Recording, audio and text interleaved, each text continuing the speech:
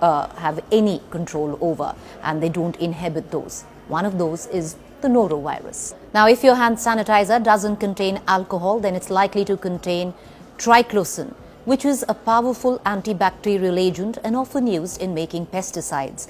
It is readily absorbed by the skin, which can directly impact thyroid function and can cause damage to the liver and muscles. Another thing, have you ever thought, a lot of us, especially now, immediately reach out for a hand sanitizer, use it, and then start eating something. Have you thought the kind of chemicals that you're consuming? Well, there are a lot of chemicals in hand sanitizers, and frequently consuming hand sanitizers because you don't wash your hands, you use a hand sanitizer instead, and then you use your hands to eat food. You're ingesting the hand sanitizer. Well, it can be very harmful for your immunity, counterproductive, especially for very young children.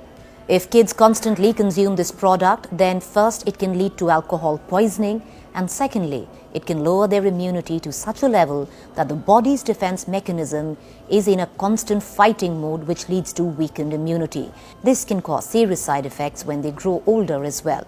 These adults have a weak immune system and will be more vulnerable to diseases. Moreover, if your hand sanitizer is scented, that means it's loaded with toxins and chemicals. Synthetic fragrances contain phthalates, which are endocrine disruptors that mimic hormone and could alter genital development. So hand sanitizers don't just have these medical risks, but also certain physical impact as well if you use them.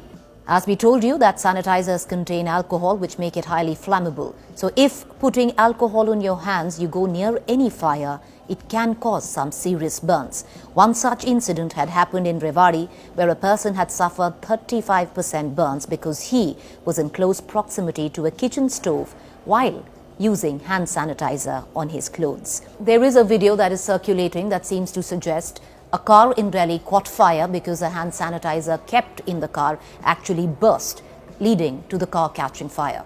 Well, that's not a fact, it's untrue. However, if your sanitizer or hand sanitizer that is kept in the car is a big bottle, it's not airtight and is leaking, then vapors can keep accumulating in the car, making the car a small gas chamber. So all it possibly needs to start a fire is maybe a small spark somewhere, and these gases could then lead to a small fire within the car. So that's a fact, but no, hand sanitizers don't just burst into flames. A lot of you out there thinking that the best way to actually clean your masks that you're using is to dip them into sanitizer and clean them with your little bottle of hand sanitizer. Don't do that, because the vapors are then trapped in cloth, and when you wear your mask after attempting to clean the mask, the fumes would possibly cause nausea or even could lead to possible vomiting.